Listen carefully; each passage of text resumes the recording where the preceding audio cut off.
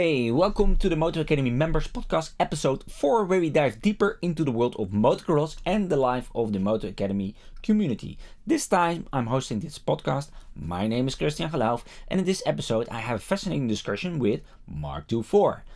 As in the previous episode, this episode is again cut up in parts of about half an hour.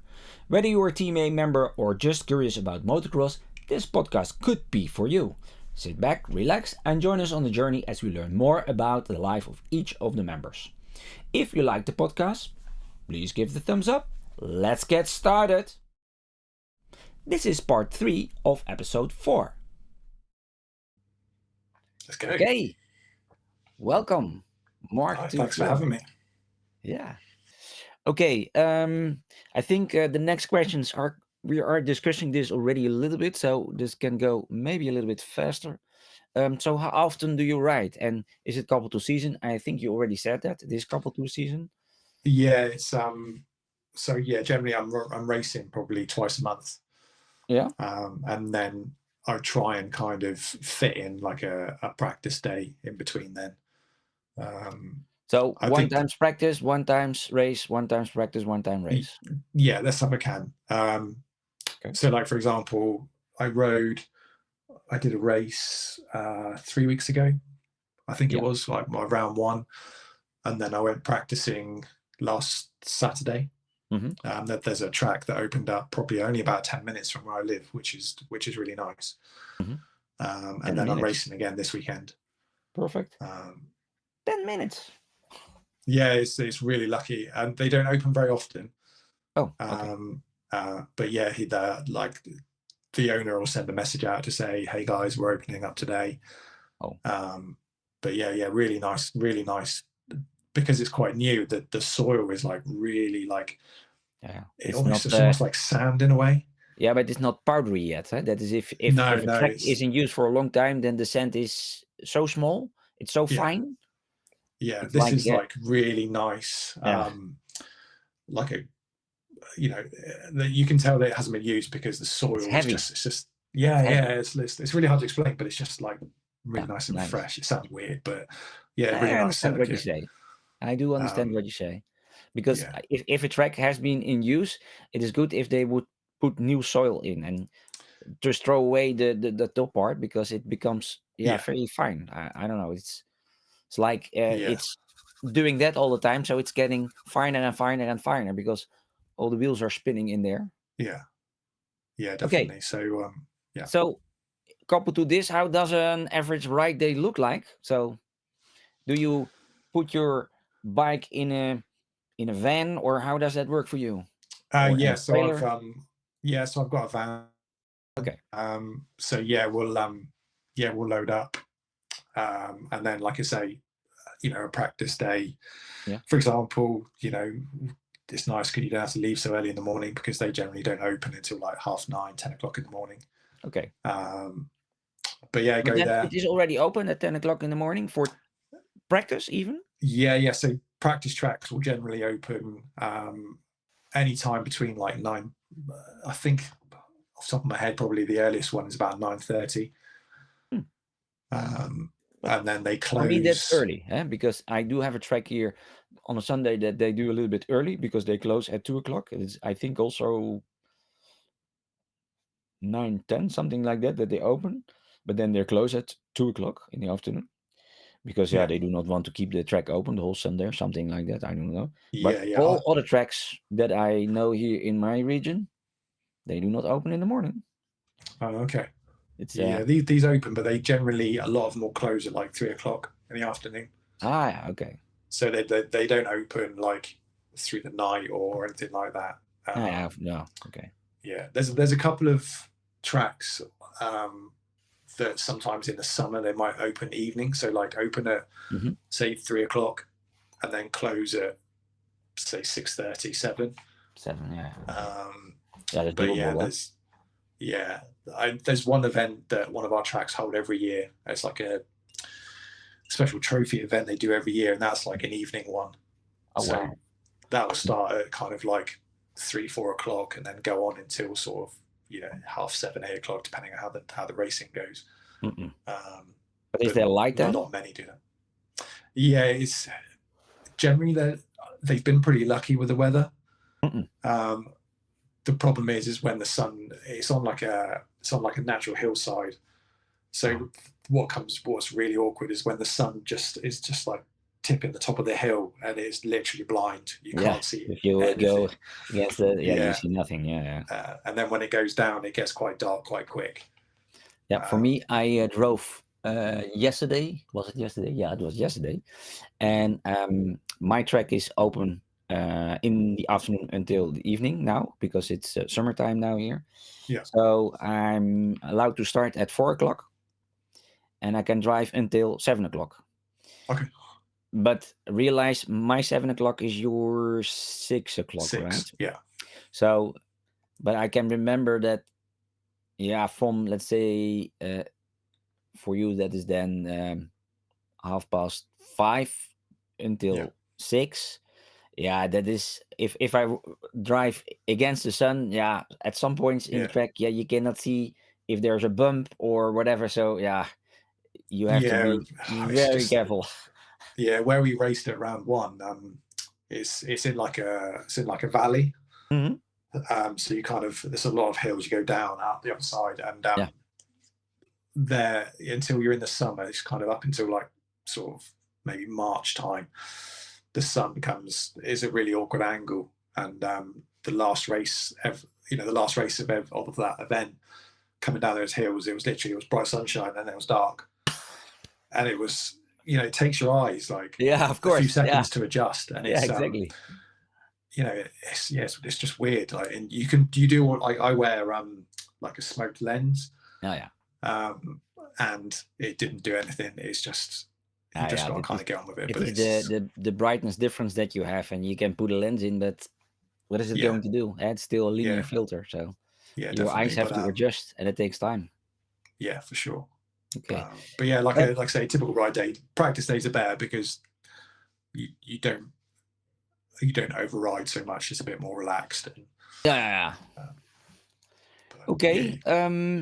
I think you touched a little bit on this, but yeah, the question was how far did you drive? Now you have something in 10 minutes, so that's perfect. But yeah, definitely, if you yeah. cannot go there, what's then the next track? So generally, any of the other practice tracks that we go to are always about an hour and a half drive. Okay, hour and a half. Yeah, Um, yeah. so yeah, like I say, there's 2 tracks near me that are about kind of a 10-15 minute drive. That is really cool if it's so close. But Oh, to practice at some of the tracks that we race at, yeah. yeah, it's generally about an hour and 45 minutes, something like that. And yeah, okay. So the next question you answered as well, but that is okay. I was thinking, if you go for a practice track, you can just drive there and say, "Hey, hello, I'm Yeah, going to practice here," or do you need to do something up front? yeah. Some of the tracks will ask you to kind of like book in Yeah. before, Okay, that was my um, question. Yeah. probably just so they know that they've got the numbers that they can run. Yeah. Exactly. Because obviously the cost of things over here are just crazy at the moment. Yeah. Okay. So, but a lot of them you can just turn up and ride. Okay. Um, They're always open, some so of to say. Yeah. Yeah, some of them you have to have like a special license, Okay. like an affiliation type license, Mm-hmm, mm-hmm. depending on what insurance that circuit has. So it's coupled to Um, an insurance then, this license, what you yeah, said. yeah, a lot of them, yeah, they have to have special insurance. Yeah. Okay. So So you might have to get like a day license or something like that, maybe. okay, exactly. And if we Um, talk about if I need a day license, what is that in cost? um, Generally, I think some of the tracks you can pay like, I think the one that my moto talked about cheddar, yes, on the bars podcast. So that Yeah. one, I think you pay like, I want to say something like £2 or £3 for this like day Oh. to be able to ride for the day. Oh. Okay. So Um, so little. yeah, but it's not very Because I expensive. think over here, if we do that in the Netherlands, we have that also. So you need an insurance, huh? And if you want a day ride that you do not have a year insurance, so to say, I think it's quite high. I think it's Okay. about 30 euros. Oh, really? Okay. So yeah, they did that on purpose, huh? So they Yeah. make that very high. so that people are thinking, well, am I going to do it more? Then maybe I take one for the whole year, Yeah. which is only 4 times that number, so to say. Yeah. I think so if people need to buy like a day license to race, Yeah. then that's cost more money. I think that's more kind of like, I think they're around £10 to £15. Okay. I think that So is so not like allowed in the Netherlands. What you say, you cannot race if you do not have a license. no.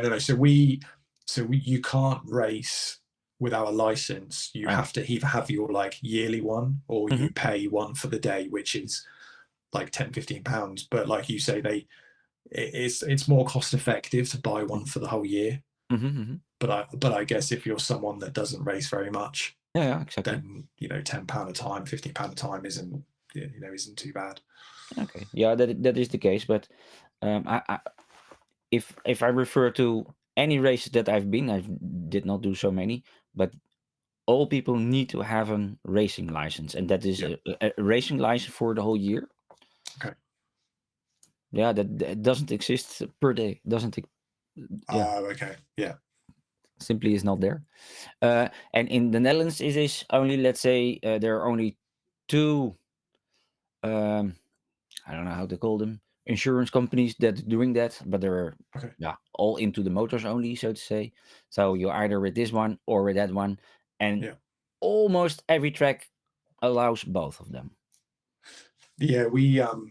If you're I think unlucky, there's you have to buy the other probably one if you go to a track. But yeah. I think we have probably around, I want to say like three affiliations. yeah, okay. Um, some work with each other so that if you have license A, for example, you can Mhm. ride at the track that Also is under B and license C. B, if that makes sense. Yeah, yeah, yeah. Um, so, but then sometimes, some events you have to have this license, and then some events you have to have this license. Yeah. To be honest, Um, what I find very strange, because I also tried to explain this to AJ. I was like, okay, how can I explain this? I actually cannot. But if I would go, and that is to Belgium, there are not so many tracks here, but in the past, I drove my first tracks. They were all in Belgium, and that was a private track, so they did not care about the license at all. But then I needed a different license to drive there. okay. And I to the few tracks that were a little bit bigger, there you could buy a day license indeed, and that was about indeed €10, something like that. It Yeah. was also sort of doable, I would say, because I did not went so often to Belgium.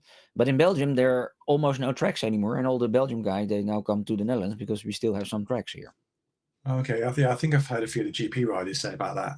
There's not many places to ride anymore. I think for roaring engines, I think there are two maybe that Okay. you can ride, and yeah, there are also a few now that are only open for electric.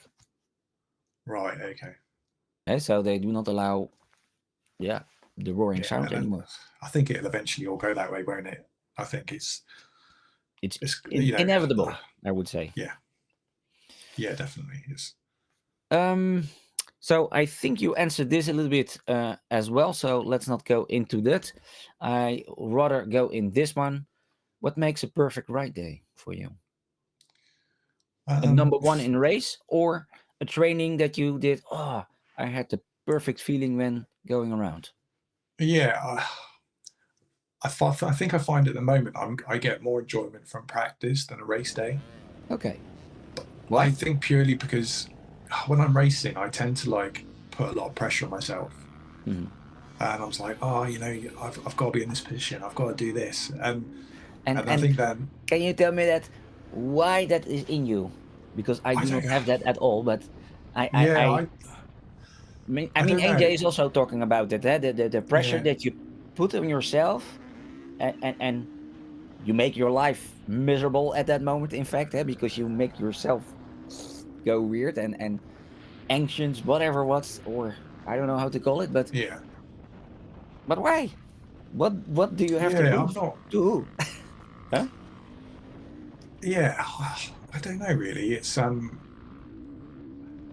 I have had races where I've had not such good results, but I've actually come away and gone, I rode really well and really enjoyed that. Yeah. Okay.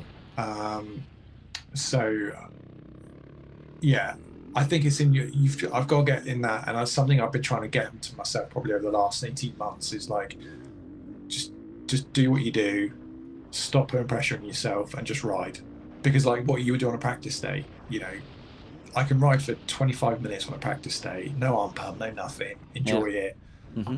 I get to it, and I think this is one of the questions I read said with AJ is that I can ride for 25 minutes at a practice day, fine. Yeah. 10 minutes of a race, I'm And in then bits. Yeah, exactly. then you know what you're doing. In fact, you're overriding. That is what it is. Because if you would ride exactly how you would ride on your practice day, then probably you would even be better. Yeah, definitely. And I try and, particularly in practice of a race day, I'll try and I talk to myself like just slow down, just relax, just flow. Yeah, okay. When that is very easy to do when you're, let's say, riding on your own and you go on the track and okay, there are a few other guys, but one is much faster and the other is much slower. So, and the guys who are at your speed, they're not in front of you. That is how it is, right? And when you do a race, it's the opposite because the fast guy you never see anymore. Yeah, a few rounds maybe, and the slower guys they're all behind you. And maybe if you go fast, you go again, lap them, but all the guys that have your speed, they're in front of you. So you want to keep up with them. Oh! Yeah, and I think you do get that mindset where you're like, oh, I just need to be that guy. And but like I said earlier, it's like generally there's a group of us that we kind of always find each other in the race somehow, whether we're in fifth, sixth, or 12th. And we all get off the track and we're all like, oh, that was brilliant. I can't believe you beat me. And so I'm not as bad as I was, and I think, like you say, over the last 18 months, I've learned to kind of like, it is what it is. As long as I know I've done what I wanted to do, I kind of set my goal this year as like making sure I get like a top 10 overall at every round. Okay. So it's not unrealistic, but it's kind of like, it just gives me that little bit of, okay, I need to just work a little bit and just see what happens. But good. But yeah, we touched on this one, so you need an insurance, that's clear. Yeah. Does that also include that motor gear is mandatory on the track? Yeah, so there's mandatory equipment that you have to have. Okay. So like I say, we have to wear body armor. Mm-hmm. I don't think it matters so much at a practice day, but on a race day, you generally have to wear body armor. Okay. And obviously, like your helmet, your gloves, your boots. And you wouldn't because somebody made a comment about a photo that I made of my bike. He says, "Hey, this guy has a carpet under his bike." Is that something that you have? It's for the environment, eh? So, okay. So like when you're in the pits and stuff like that. No, if I just park my bike somewhere where I park my car, I need to have something. Okay. No, you don't. No, a lot of people might have them. I use it like a mat underneath my bike. Yeah. But yeah, there's no regulations. I do. Okay. We do like there's like beach race events sometimes at the end of every year in this country. Yeah. And because you're on the beach, they state you have to have like an environmental mat.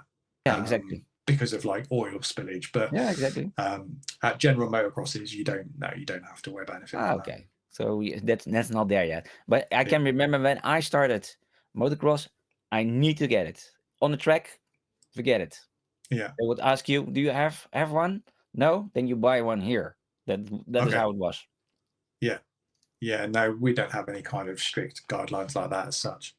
Yeah, over here, the guidelines are pretty strict in that respect. And in itself, maybe it's good, because definitely, yeah. Okay, I'm going a little bit in a different direction. It is still motocross. I'm just going to plug my phone in a second, so I don't know if this will affect your wearing out. Of course, battery's telling me no, so I might have to just turn it that way if that's. So, why did you start searching for motocross videos? We're part of the Moto Academy, so at some point in time, you probably decided, hey, let's have a look at some movies. And question is also, why? Yeah, I think YouTube was I think that's the biggest thing that, it kind of, I mean, I remember watching kind of like videos on like magazine websites and stuff like that. But I think when YouTube kicked off, that was the main thing where all this, obviously this footage was. Hmm. Um, my wife shouts at me all the time. I'm always watching YouTube. I'm always watching videos of Okay. motocross. So So that is already a sort of addiction, so to say. yeah, I like watching like people's vlogs Hmm. because I quite like the behind the scenes aspect. Yeah. So yeah, there's a few What kind we're of doing people here, right? yeah, definitely. Yeah. And I Okay. just, I like listening to like particularly AG's podcast and like Gypsy Tales podcast. Gypsy Tales. Yeah, yeah. It's nice. Yeah. Um, but yeah, so yeah, and I like watching videos because I do think you can learn, and I think AG touched on this, is that you can learn quite a bit from watching like the professionals, how they ride and things like that. And I think where AJ talks about techniques, when you see the pro riders doing it, it Mhm. kind of, you understand it. It's like, oh yeah, I can see why AJ says that. Yeah. So it It kind helps of, if you recognize it also. Huh? yeah, particularly with like feet on the pegs, I've noticed a lot more riders doing that now. Yeah, yeah. Um, I think that that is clear indeed that they do that indeed. Yeah. yeah, definitely. Yeah, I'm fighting with that myself. I'm posting also videos about that. So also yesterday I did my ride and I had just a discussion before I started driving because there was a guy that I always see on the track, and we talk about motocross as well, of course, always. So, and he's saying, yeah, I do not really believe in the both feet on the pegs. But he's also, yeah, sort of grown up with sticking out the leg, eh? Yeah, And if you see him do it, it's a very fast rider. So I cannot really say, oh, you're doing it bad because I cannot keep up, not a little bit only. yeah, So fast he is.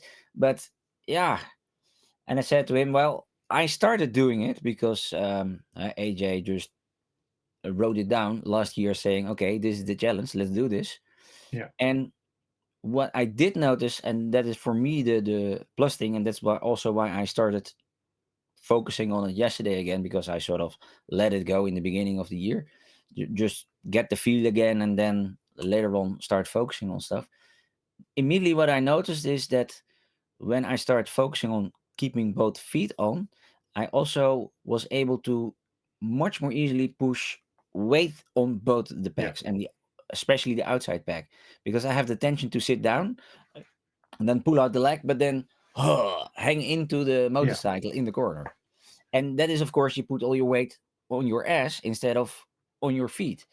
And yeah, when I focus on trying to keep both feet on, then it's so much easier to just keep the pressure on that pack, yeah. on the outside pack. Eh? Although I'm focusing keeping the inside on, but that is sort of automatically there, so to say. You get it for Mm. free. Yeah, it's tricky. I think with the leg out thing, I think I've got a bad habit of doing it, and I think that's just coming from, watching videos because that's what people did. Um, Yeah, but Whereas is now, it obviously, not also a natural thing to do? yeah, Because hey, you're afraid to fall, so what you do is you stick your feet out. I think it is pretty natural to do as well. yeah, definitely, it's that reassurance thing, isn't it? So that Exactly. if you do slip, Yeah, then um, you put your foot down for a moment. yeah, definitely. But I think definitely, particularly for me now, this year is like about 3 or 4 weeks ago, I crashed and damaged my MCL, Oh, and that was because I think my leg was out ah, and yeah. the bike sort of spun around, but my leg, because it was out, it got caught on something, Mm-hmm. and it twisted. So now I'm very consciously thinking, right, feet up, Yeah, yeah. because I don't want to have like any sort of No, of course not. major knee injury as such. No, Um, no, you do not want that. but yeah, that's tricky. Going back to the YouTube, because now you say you look at a lot of YouTube. So Mm. name me some of the preferred YouTube channels that you look. Um, So Gypsy Tail, obviously, you said? Moto Academy. Yeah, of That's course. one of my favorite ones. Yeah. So I do like watching like the shorts that they put up on sometimes Oh with the yeah. little clips of the training.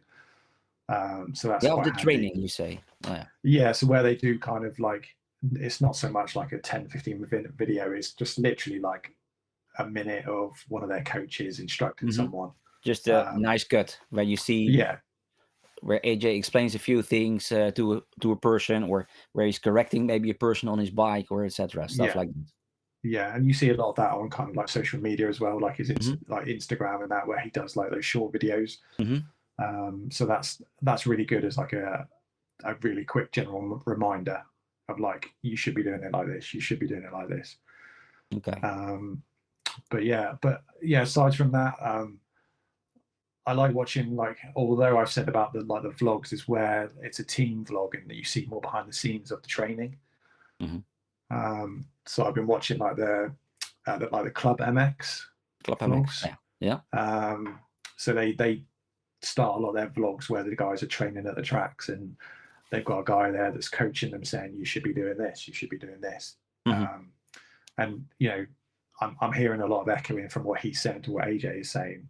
So it's all kind of, a bit more relatable, a bit more understandable. How I don't know how that's for you, but I think if you hear similar things explained by different people and you recognize it, that is a little bit what you say, Yeah, then yeah, it gets more weight for yourself saying, okay, now yeah, because you recognize it, you also feel that you understand what they talk about, and it gives also a better feeling of, okay, so this is what I really should try to do, or do something with, some so to say.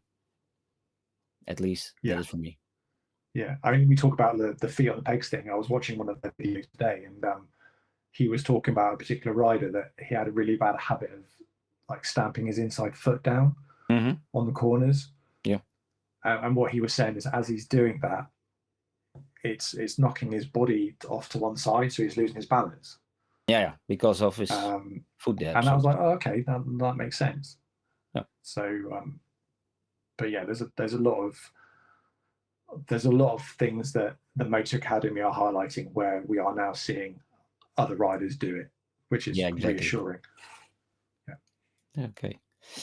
Um, there was a little bit of bitrate drop, so you went a little bit Oh, fuzzy okay. on me, but the audio was still there, so it's now better. I don't know what happened. It's probably my daughter Um, upstairs playing on the internet. yeah, probably. Slowing it all Um, down. so at which point and why did you decide to join the Moto Academy? I mean, it is an investment that you're doing, in fact, and Mm. or So do you see it? I kind of I followed AJ a little bit and I can't remember the name of the race team, but he was on like a Kawasaki for a bit with Yeah. with the race team, Hmm. and he was kind of talking about the training app, and I think it was only like for certain people at that time. It was very, a close knit type of group, I think. Um, I was part of I, it. oh, okay, yeah, maybe I didn't look into it enough to think like anyone could join. I thought it was just kind of like it was just specific people that could go in. But then obviously when he released that app version before now, Yeah. I kind of, you could kind of look through so much of it, and I started to see what he was posting online, Hmm. and I think there was an opportunity where you could be on it for free for so many days. Hmm. Hmm. So I went on and had a look around. I was like, oh, do you know what? This might actually be worth it. Ah, So then I signed up, and then once I started to see all the videos and watching all the videos, I was like, oh, actually, this is, I now know what I'm doing wrong. ah, So it's just a case now of trying to put it into practice, if that makes okay. sense.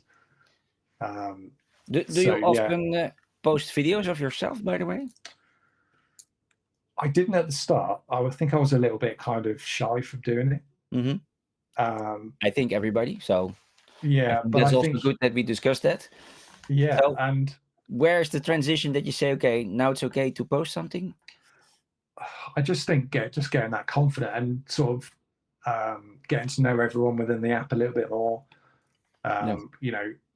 The private messaging people, when they come back to you and come back straight to the answer, and everyone's just so like supportive. Like if you say something, you've had a bad day, they're like, oh, don't worry about it, it's fine. Just try hard, just try something different next time. And It is, eh? That is indeed the case. That is really, really nice, in fact. Eh? That's also what Yeah, AA says himself now. Eh? He says, it is more than I could ever imagine that it would be. Eh?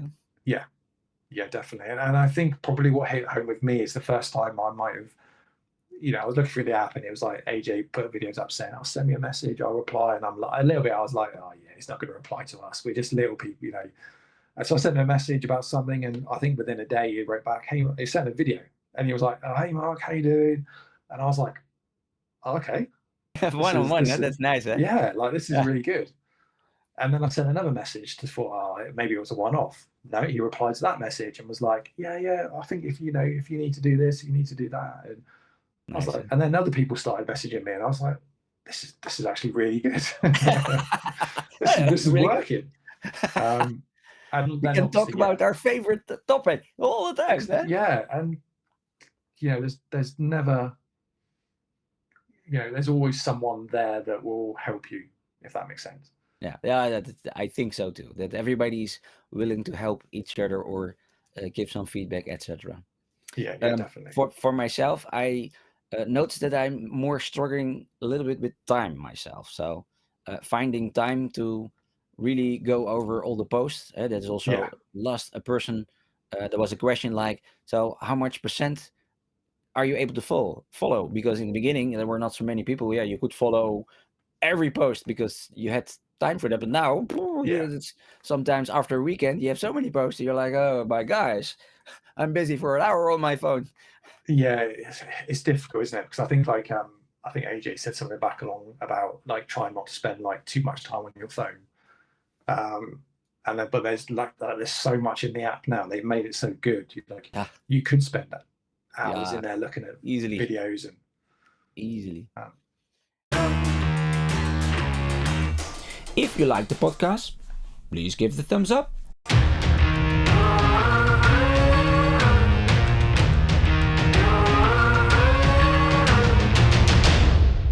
Thank you for listening to this podcast. If you like this part, please stick around while YouTube will link you automatically to the next part of this episode.